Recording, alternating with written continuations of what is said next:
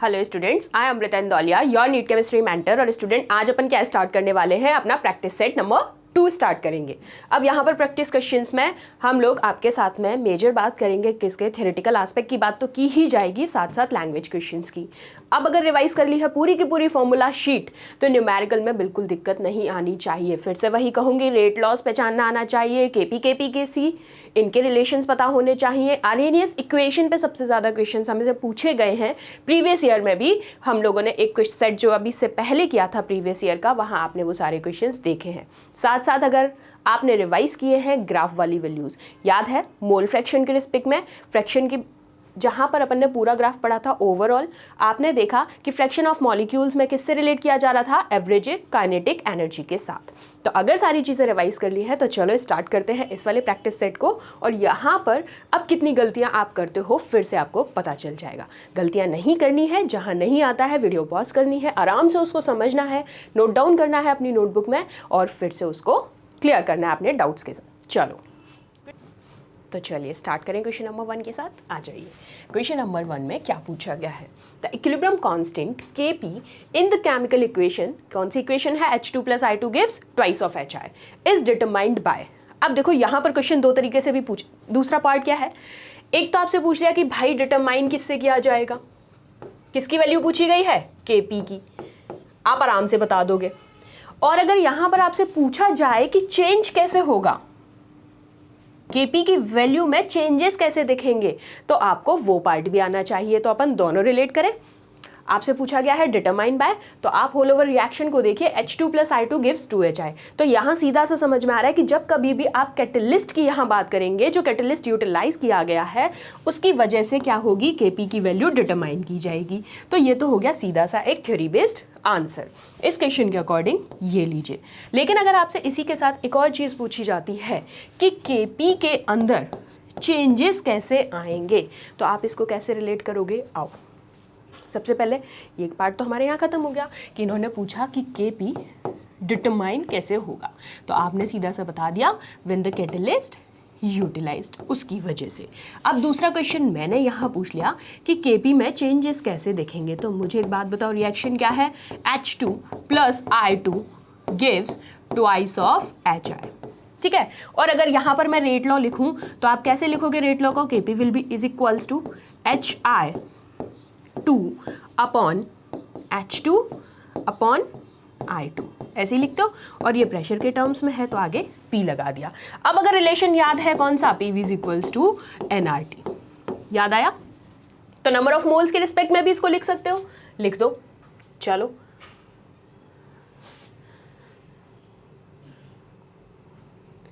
तो number of moles के respect में अगर लिखते हैं तो भी अपन लिख सकते हैं कि Kp will be is equals to NHI whole twice, क्योंकि ये स्टोइकोमेट्रिक कोफिशिएंट है, कहाँ चला जाएगा? पावर में, NH2 एंड NI2, ये हो जाएगा। और यहाँ पे क्या आ जाएगा आपका? RT वाला बचा हुआ जो भी पार्ट है वो आपका यहाँ आ जाएगा। तो इस तरीके से आपने इसके रिलेशन में भी निकाल लिया और इस केस में भी रेट कांस्टेंट को बता दिया। तो यहाँ से आपको क्या पता चला कि Kp डायरेक्टली प्रोपोर्शनल है किसके? प्रेशर के। So as the pressure changes Kp also changes, ठीक है। तो अब इस क्वेश्चन को किसी भी तरीके से पूछ लिया जाए, चेंज पार्ट से या फिर डिटरमाइन बाय, तो दोनों आंसर्स पता होने चाहिए, गलती नहीं करनी है। उन्होंने आपसे क्वेश्चन में सिंपल क्या पूछा है? Equilibrium constant Kp in this given chemical equation is determined by total pressure, catalyst utilized, amount of H2 and I2 and the temperature. तो डिटर्मिनेशन पूछा है तो कैटलिस्ट यूटिलाइज्ड, चेंज पूछा जाता तो प्रेशर। समझ में आ गई? दोनों चीज़ें अपन ने रिलेट भी कर ली। चलो नेक्स्ट क्वेश्चन देखते हैं, question number 2। If a reaction's rate is represented as rate that is equals to A square B, the reaction's order। अब मुझे बताओ, रिएक्शन के ऑर्डर की भी बात कभी भी की है तो हम किससे रिप्रेजेंट कर रहे थे? N बाबा, याद होंगे, जिन्होंने हमें क्या बताया है रिएक्शन में order.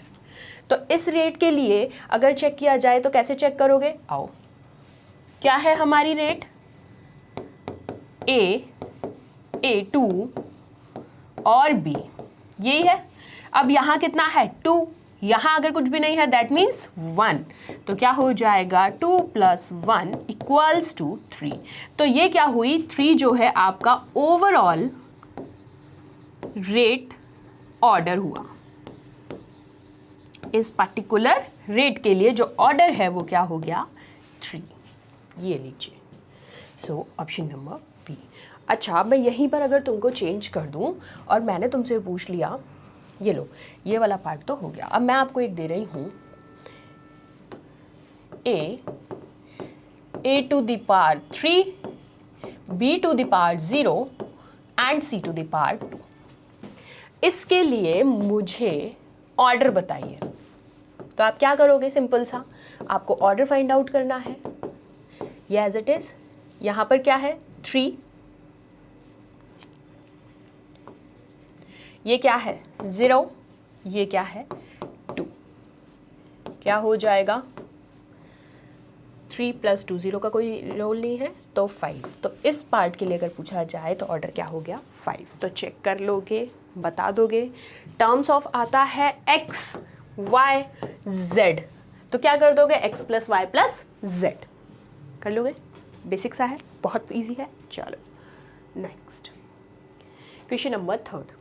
A reaction's rate constant is k = 3.28 × 10⁻⁻⁴ second inverse. Determine the reaction's order. अब यहाँ पर आपको रिएक्शन का ऑर्डर निकालना है, तो चलो चेक करेंगे इसको। अब आपके पास गिवन क्या है, k की वैल्यू 3.28 × 10⁻⁻⁴ सेकेंड इनवर्स, ये गिवन है। अब स्टैंडर्ड फॉर्मूला जो होता है कांस्टेंट यूनिट्स के अकॉर्डिंग अपन क्या लेते थे, k will be equals to mole litre inverse 1 - n second inverse, यही लिया जाता था। यहाँ पर हमारा n क्या है, ऑर्डर थी, जो अपन ने अभी चेक भी किया क्वेश्चन से, n क्या है, ऑर्डर है रिएक्शन का। अब आपके लिए इस कंटिन्यूएशन के लिए किसकी बात हो रही है, mole litre inverse 1 - n second inverse, इसके रिस्पेक्ट में बात हो रही है, तो हम किसकी बात करेंगे, इस सेकेंड इनवर्स की। तो यहाँ पर n क्या हो गया 1, बात समझ में आई। और जब ये n1 हो गया और आपसे पूछी क्या गई है रिएक्शन का ऑर्डर, तो इसके जब n आपका 1 आया तो इस रिजल्ट के अकॉर्डिंग क्या है, k = 3.28 × 10⁻⁻⁴ s-1। तो आपको क्या था, फर्स्ट ऑर्डर रिएक्शन। आई बात समझ कैसे की, देखो क्या दिया हुआ है, k कांस्टेंट की वैल्यू दी हुई है, रिएक्शन नहीं दी हुई। कांस्टेंट से सिर्फ आपसे पूछा था रिएक्शन का ऑर्डर बताना है, ठीक है। अब अगर आपको यहाँ से यूनिट याद है कांस्टेंट की, तब तो आप कर पाओगे। और यूनिट क्या थी, mole litre inverse 1 - n second inverse. और अभी मैंने बताया यही n क्या बता रहा है, ऑर्डर। और यहाँ पर आपकी रिप्रेजेंटेशन किससे है, s-1। ये देखो जो कांस्टेंट दिया हुआ है उसमें किस यूनिट टर्म को लिया हुआ है, s-1। तो n की वैल्यू क्या आ गई 1। तो आपको ये क्या डिनोट करेगा, इस कांस्टेंट के according it acts as a first order reaction.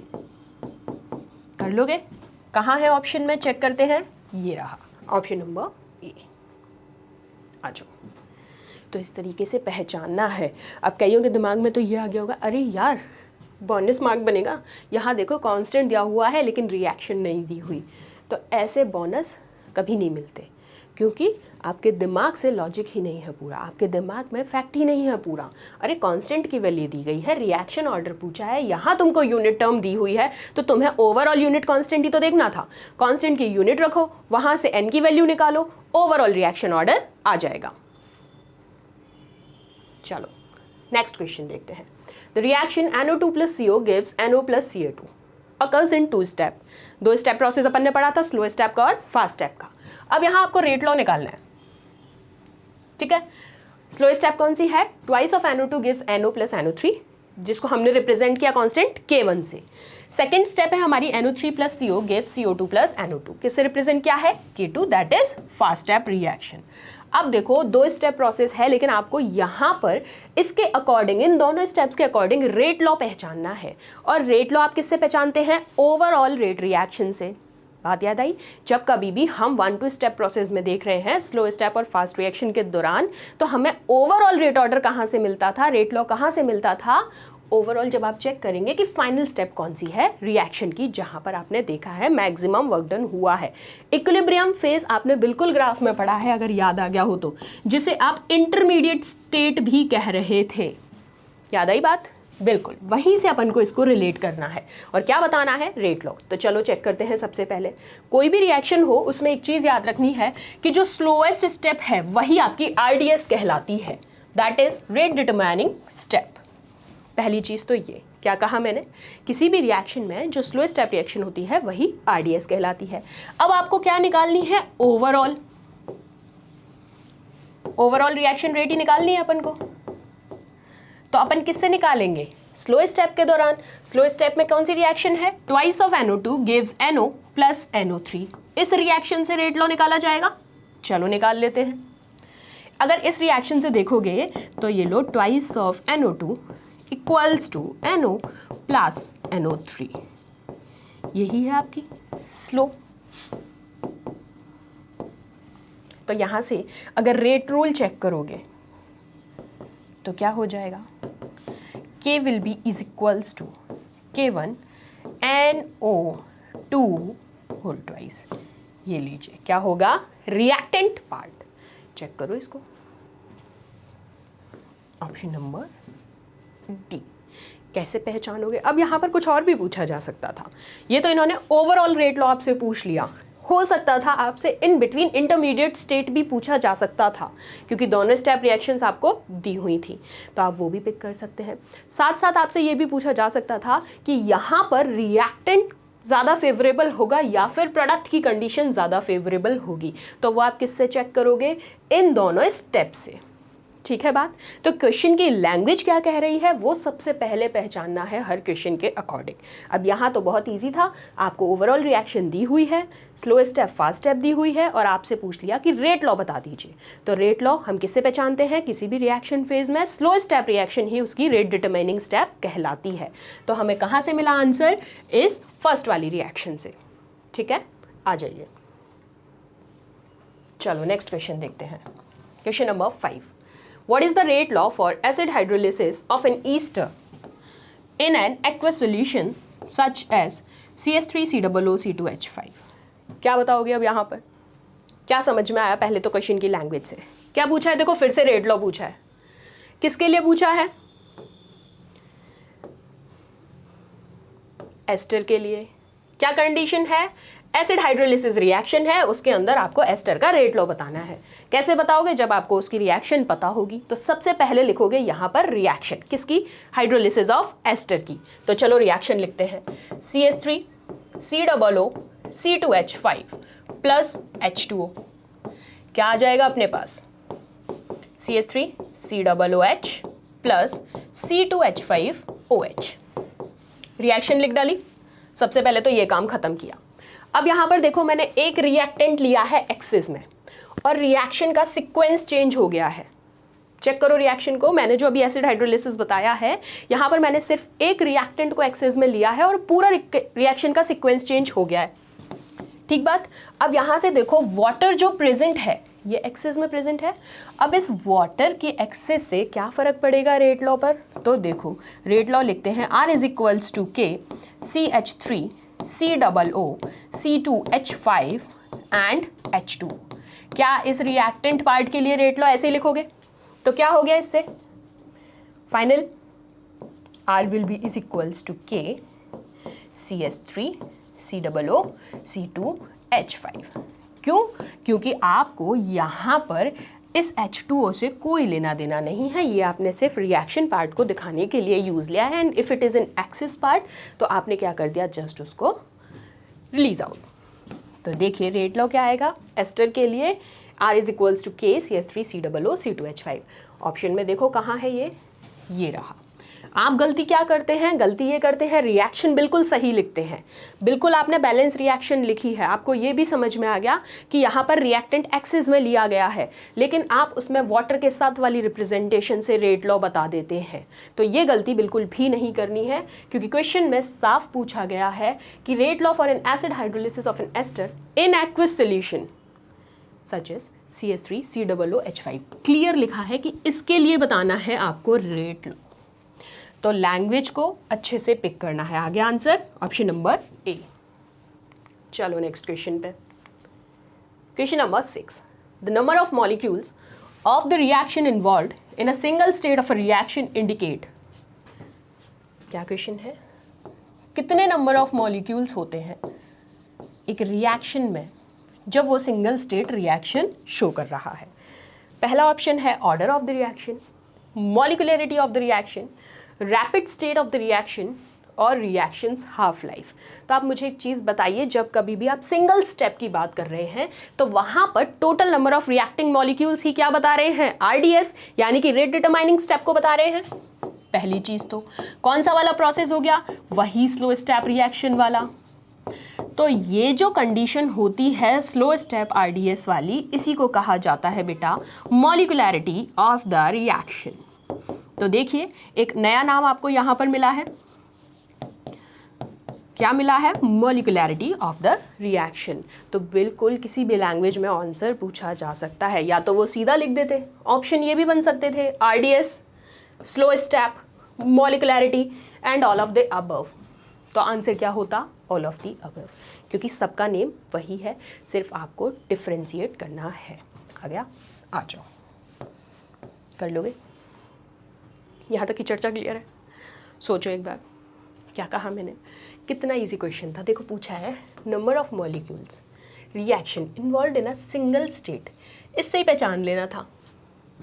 जब तक लैंग्वेज नहीं पकड़ोगे ना तब तक मज़ा नहीं आएगा। सिंगल स्टेट ये सुनते ही दिमाग नहीं चलाना, भाई स्लो स्टेप की बात हो रही है, भाई RDS की बात हो रही है, और अगर इन दोनों की बात हो रही है तो ऑप्शन में देखो कहीं मॉलिक्यूलरिटी लिखा है क्या। ऑर्डर की बात तो हो ही नहीं सकती, ऑर्डर की बात जब जब होगी जब N की चर्चा होगी, ठीक है। साथ साथ रैपिड स्टेप की अगर पूछा जा रहा है तो रैपिड यानी फास्ट स्टेप हो गई, तो ये भी नहीं होगी। सिंगल स्टेप में तो हमेशा स्लो स्टेप रिएक्शन प्रोसीड कर रहे हैं आप। रिएक्शंस हाफ लाइफ की तो चर्चा ही नहीं है, वहाँ टाइम की बात आ जाएगी, यहाँ टाइम की कोई बात ही नहीं की है उन्होंने, तो कैसे पहचानोगे लैंग्वेज को, ठीक है। सारे ऑप्शंस देखो, लैंग्वेज को 1 से 2 बार रीड करो क्वेश्चन को, फिर समझ में आ जाएगा। चलो नेक्स्ट क्वेश्चन देखते हैं। The order of a reaction is determined bye, ये नहीं बताऊंगी, बताओ। N बाबा पूछे, अब नहीं बताने वाली, बहुत ईजी है। ऑर्डर ऑफ रिएक्शन डिटरमाइन किससे होता है, टेम्परेचर से बताते हो क्या, मॉलिक्यूलरिटी से बताते हो क्या, प्रेशर से बताते हो क्या, किससे बताते हो, रिएक्शन के मैकेनिज्म से और रिएक्टेंट की कंसंट्रेशन से, उसी से तो हमें N मिलता है। ये लो, चलो अब next question. In a first order reaction the rate constant is, first order reaction में रेट कांस्टेंट क्या होता है, inversely proportional to concentration units, independent of concentration units. याद आ जानी चाहिए वो बात कि जब कभी भी मैंने आपसे ज़ीरो ऑर्डर की बात की थी तो ये जनाब डिपेंडेंट थे इनिशियल कॉन्सेंट्रेशंस के, डिपेंडेंट ऑन इनिशियल कॉन्सेंट्रेशंस, जबकि फर्स्ट ऑर्डर के केस में क्या था, independent to the initial concentration units. तो बस थ्योरी क्वेश्चन है, क्या आ जाएगा, इंडिपेंडेंट ऑफ कॉन्सेंट्रेशन यूनिट्स। ये लीजिए, कर लोगे। अब देखो जब तक तुम लैंग्वेज नहीं पहचानोगे ना मज़ा नहीं आएगा, इसीलिए मैंने तुम्हें यहाँ पर मेजर थ्योरी वाले पॉइंट्स भी उठाए हैं। नेक्स्ट क्वेश्चन देखो, which of the following represents fraction of activated molecules in a chemical reaction. Language क्या है, ये तो चलो चल रहा है। फ्रैक्शन ऑफ एक्टिवेटेड मॉलिक्यूल्स, ये है सारी चर्चा का विषय कि इनमें से कौन सा है जो फ्रैक्शन ऑफ एक्टिवेटेड मॉलिक्यूल्स को शो करता है। अब ये जो शब्द आ रहा है यहाँ से एक बात तो क्लियर हो गई कि ये आएगा, क्योंकि ये कैसे आएगा, एक्टिवेशन एनर्जी, ठीक है, और एक्टिवेशन एनर्जी की वजह से ही मॉलिक्यूल्स क्या होंगे, एक्टिव, इसीलिए उनको क्या कहा जा रहा है, एक्टिवेटेड मॉलिक्यूल्स। अब इनमें से आपको सिर्फ पहचानना है केमिकल रिएक्शन के लिए। तो देखो क्या है, आरएनएस इक्वेशन याद आ जानी चाहिए, वही K is equals to A dot E minus EA by RT। इन ये पूछा गया है यहाँ पर, और यहाँ पर जो फ्रैक्शन ऑफ मॉलिक्यूल्स हैं उसकी एनर्जी या तो इक्वल होगी या फिर ग्रेटर होगी। हाँ, स्पेलिंग गलत, सही करते हैं, या फिर ग्रेटर होगी, बट किससे, EA से। तो ऑप्शन नंबर अपने पास क्या आ गया, ये लीजिए, क्योंकि पूरी इक्वेशन जो है K equals to A dot E minus EA by RT, ठीक है, इसकी बात हो रही है। और यहाँ पर कहा जा रहा है कि जो फ्रैक्शन ऑफ मॉलिक्यूल्स हैं उसकी एनर्जी या तो इक्वल होगी या ग्रेटर होगी, किससे, EA से। तो हम यहाँ किस टर्म की बात करेंगे, इस पूरी एक्सपोनेंट टर्म की। ये लीजिए ऑप्शन नंबर बी, चेक कर लोगे, बिल्कुल। अब तुमसे अगर ये कह दिया जाता, नहीं चर्चा 10 कहाँ से आया, कर लोगे, आओ। यहाँ क्या गलती है ये बताना, इस वाले ऑप्शन में क्या गलती है, ये भी तो E की पावर EA बाय RT है, गलती क्या है इसमें और इसमें, डिफरेंस क्या है, माइनस दिख रहा है यहाँ कहीं, नहीं है ना, यहाँ है। और हमारा रियल फॉर्मूले में क्या रिप्रेजेंटेशन होता है, A dot E minus EA by RT, ठीक है। चलो next question, the rate of the reaction is given as K x3/2 y minus 1/2।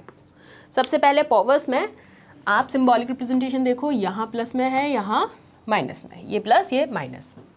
अब y को अगर आप एक्सेस में ले लेते हैं तो क्या होगा, अब इस अकॉर्डिंग यहाँ पर अपन को चेक करना है इस रेट कांस्टेंट के लिए, क्या है, x 3/2 और y माइनस 1/2।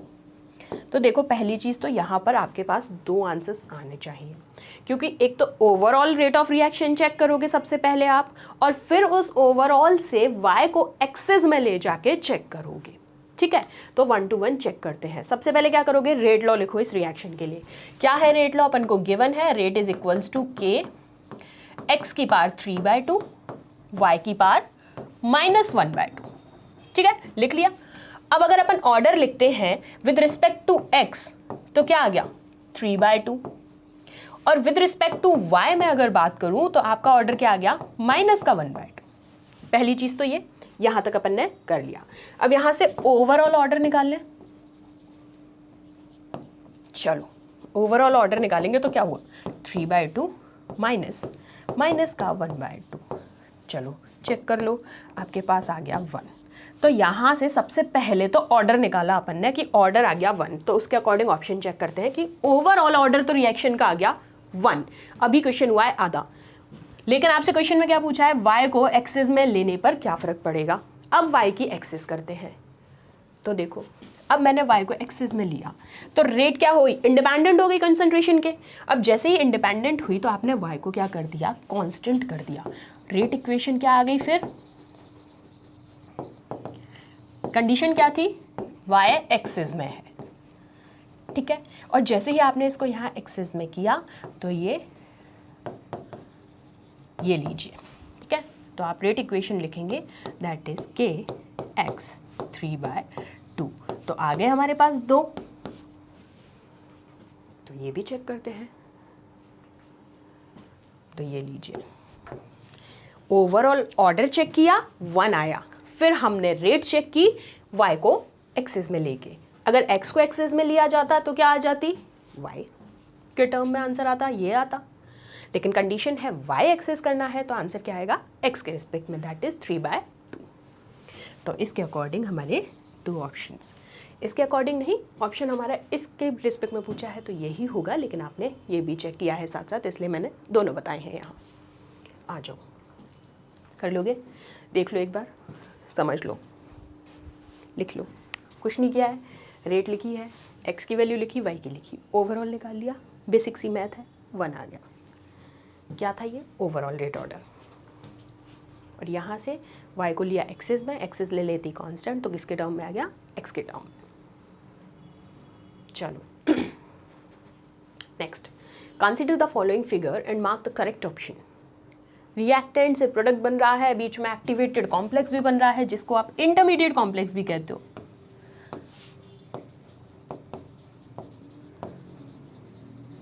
ये लो, अब यहां से आपको क्या पहचानना है, इस पिक्चर को देखते हुए करेक्ट ऑप्शन पिक करना है, ठीक है। तो क्या करेंगे, पहले यहां बना लेते हैं इसको, आ जाओ। Reactant, product, activated complex, E1 and E2।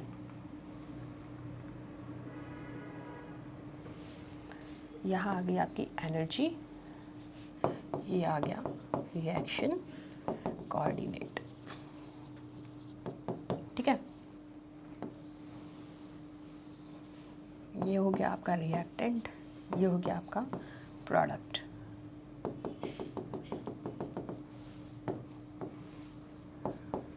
E1 E2 और ये हो गया एक्टिवेटेड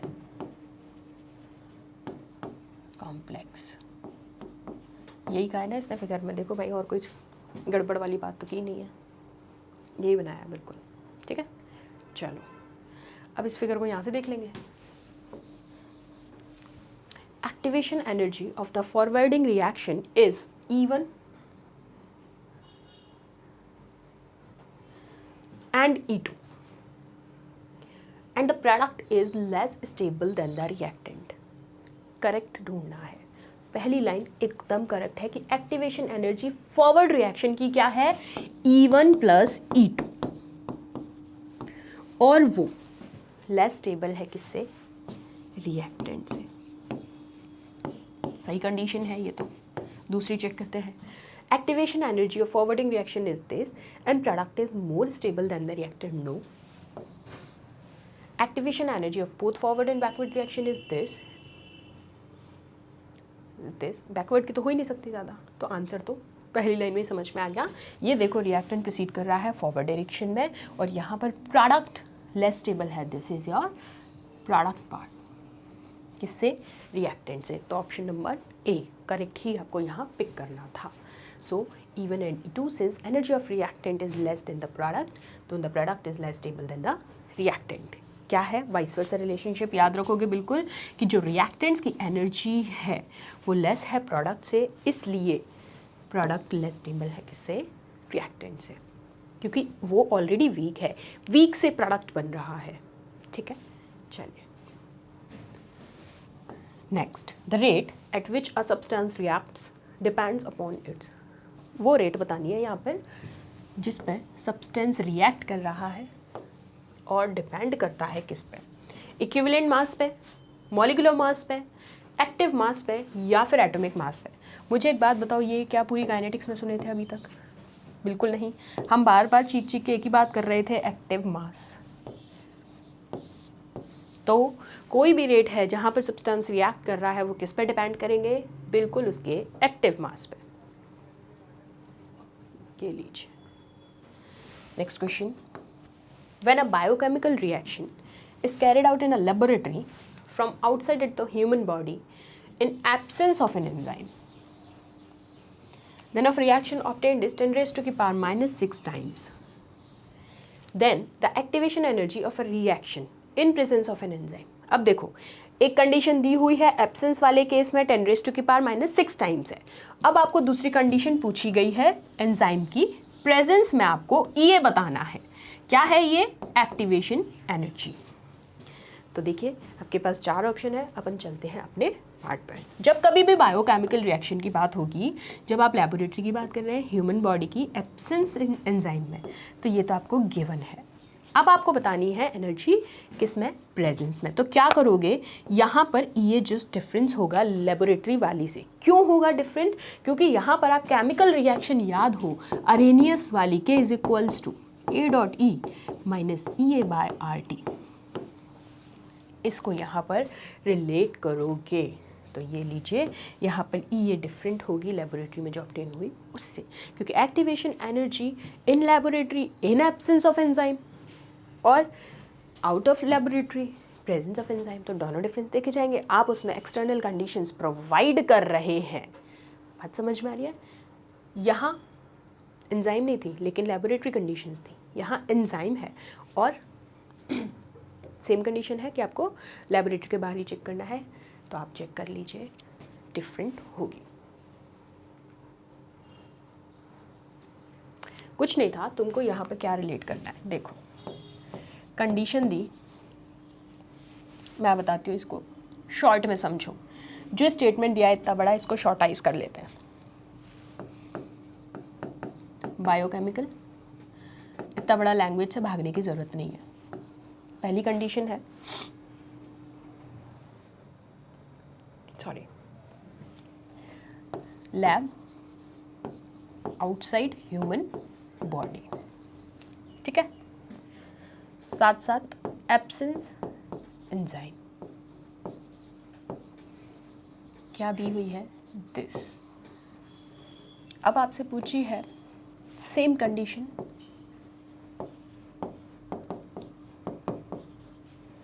प्रेजेंस एंजाइम,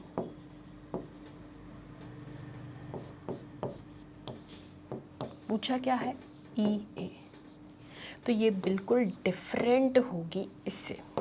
क्यों होगी डिफरेंट? रीजन क्या है, अरेनियस, ठीक है, दैट इज, चलो next, okay, assertion and reason type questions बहुत बार आते हैं ना और अपन कंफ्यूज हो जाते हैं। यहाँ पे आप सही आंसर आते हुए भी गलत करके आते हो। ये क्वेश्चन हमेशा गड़बड़ी कराता है, आज के टाइम भी होती है। आप कैसे पहचानोगे? कॉन्सेप्ट क्लियर है, फैक्ट क्लियर है, कहीं दिक्कत नहीं है, बड़े ध्यान से पढ़ना, 2 बार रिपीट करेंगे। असर्शन क्या है? Spontaneous reactions may be slow और फास्ट। बिल्कुल ये पॉइंट सही है, स्पॉन्टेनियस रिएक्शंस क्योंकि स्लो भी होती हैं और फास्ट भी होती हैं। रीज़न क्या दिया है? Spontaneous nature deals with the feasibility of the reaction but not the rate. Condition देखिए, पहले आपका असर्शन है कि स्पॉन्टेनियस रिएक्शन स्लो भी हो सकती है, फास्ट भी हो सकती है। क्यों हो सकती है? कि क्योंकि इनका जो नेचर है वो डील करता है फीजिबिलिटी ऑफ द रिएक्शन से, ना कि रेट से। तो इसका रीज़न भी एकदम करेक्ट है। ये लीजिए, तो both A and R are true and R is the correct explanation of A। पहचाना? क्योंकि अगर आपको थॉट क्लियर है, स्पॉन्टेनियस की जब हम बात करते थे तो कहते थे स्लो भी हो सकती है, फास्ट हो सकती है, डिपेंड करती है स्पॉन्टेनिटी पर। और वहीं आपने कहा था कि रीज़न होगा कि फीजिबिलिटी चेक करोगे, कभी भी रेट को चेक नहीं करोगे। नेक्स्ट क्वेश्चन पे आते हैं, क्वेश्चन नंबर 50।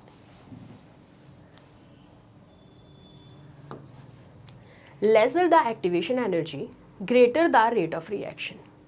ये तो अपन ने पढ़ा है, बिल्कुल ट्रू है असर्शन तो, कि जितनी कम एक्टिवेशन एनर्जी होती है उतनी ही ROR बढ़ती है।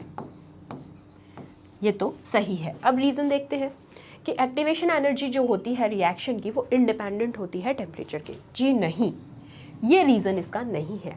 ये आपने पढ़ा है इस ग्राफ से, अगर याद आ गया हो। यहाँ पर ने इस ग्राफ की बात की थी, जैसे ही आप यहाँ पर activated complex activation energy provide करते हैं, रिएक्शन प्रोसीड करती है फर्दर, और यहीं से आपको वो fraction of molecules kinetic energy का कॉन्सेप्ट मिला था। तो ये असर्शन एकदम ठीक है कि जितनी कम एक्टिवेशन एनर्जी होगी उतनी ज़्यादा रेट ऑफ रिएक्शन होगी, लेकिन रीज़न इसका जो दिया है वो बिल्कुल गलत है कि एक्टिवेशन एनर्जी जो है रिएक्शन की वो इंडिपेंडेंट होती है टेम्परेचर के। तो अब यहाँ से आपको आंसर कैसे पिक करना है? Both A and B are true but and R is the correct explanation of A. No, both A and R are true. दोनों पॉइंट्स अपनी अपनी जगह वैलिड है, लेकिन ये इसको करेक्टली स्पेसिफाई नहीं कर रहा है। And R is not the correct explanation of A. ये भी सही है, ये भी सही है, लेकिन इसका रीज़न ये नहीं है। ठीक है, चलो next question.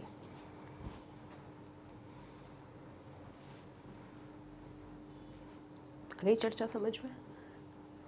The rate of the reaction is the rate of change of concentration of a reactant or a product.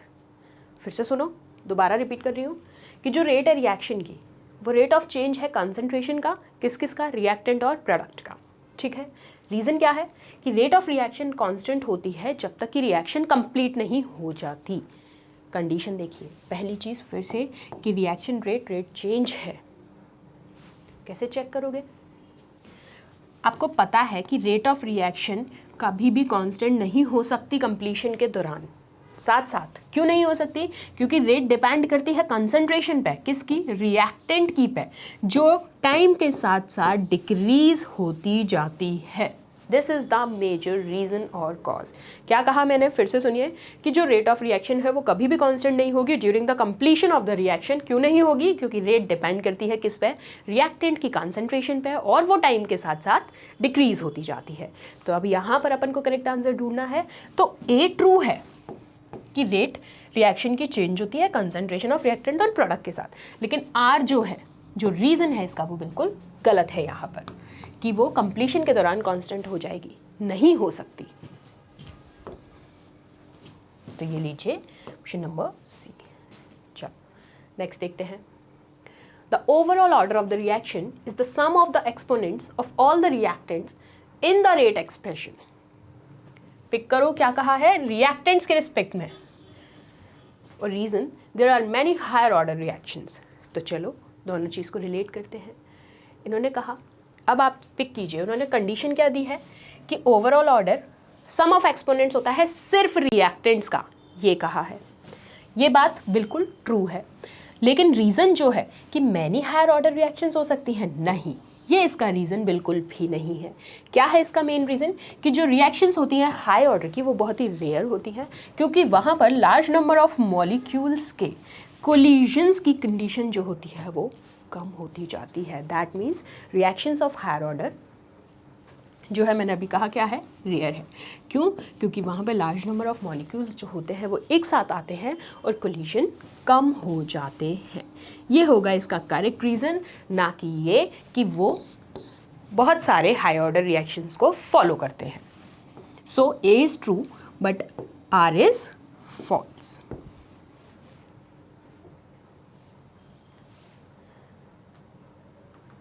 आ जाओ next question. Catalyst changes Gibbs free energy of the system. पहला point क्या है अपना? कि catalyst Gibbs free energy को change कर रहा है, यानी कि डेल्टा जी। ठीक है। Reason, catalyst changes the pre exponential factor for a chemical reaction. और प्री एक्सपोनेंशियल फैक्टर कौन सा है? ये। तो देखो क्या कहोगे? कैटलिस्ट का पहली चीज़ तो कोई इफेक्ट ही नहीं होता है गिब्स फ्री एनर्जी पे, अगर आपको बात याद है तो। बात की थी गिब्स फ्री एनर्जी के केस में आप किसकी बात करते हैं? नॉन स्पॉन्टेनिटी की बात करते हैं, साथ साथ आप चेक करते हैं कि नेगेटिव होना चाहिए। तो यहाँ कैटलिस्ट का कोई इफेक्ट पड़ेगा ही नहीं।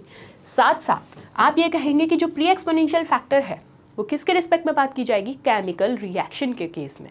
तो यहाँ दोनों ही असर्शन भी और रीज़न दोनों ही गलत दिए हुए हैं, क्योंकि यहाँ कह रहा है कैटलिस्ट चेंज कर देता है गिब्स फ्री एनर्जी को, जबकि इसका तो कोई इम्पैक्ट ही नहीं होता है गिब्स फ्री एनर्जी पे। और रीज़न दिया है कैटलिस्ट चेंज करता है प्री एक्सपोनेंशियल फैक्टर को, बिल्कुल भी नहीं। ठीक है। तो इस तरीके से आप असर्शन एंड रीज़न वाले क्वेश्चंस में भी रिलेट करना सीख लीजिए कि कैसे किए जाते हैं, क्योंकि आप यहाँ पर हमेशा गलती करते हैं मोस्ट ऑफ द टाइम, क्योंकि आपको ये याद रह जाता है, क्योंकि रीज़न पूछा जाता है असर्शन के रिस्पेक्ट में, वो पिक करना आना चाहिए। ठीक है। और यहाँ हमेशा लैंग्वेज और थ्योरी क्वेश्चन आएगा असर्शन रीज़न में। तो जितना ज़्यादा आपके कॉन्सेप्ट क्लियर होंगे तभी आप उसको कर पाओगे। तो चलो यहाँ चल के अपन ने पूरी काइनेटिक्स का कवर कर लिया है। होपफुली तुम रिवाइज़ कर लोगे अच्छे से, और रिवाइज़ कर लोगे तो गलती नहीं करोगे। और फिर भी गलती करते हो तो एक दो बार गलतियाँ रिपीट करो, चीटिंग करके उनको सही करो, एक दो बार और देखो, खुद का माइंड रिवाइज़ करो और अच्छे से हैंड नोट्स बनाओ। चलो मिलते हैं नेक्स्ट सेशन में अपने नेक्स्ट चैप्टर के साथ जल्दी से। Thank you so much.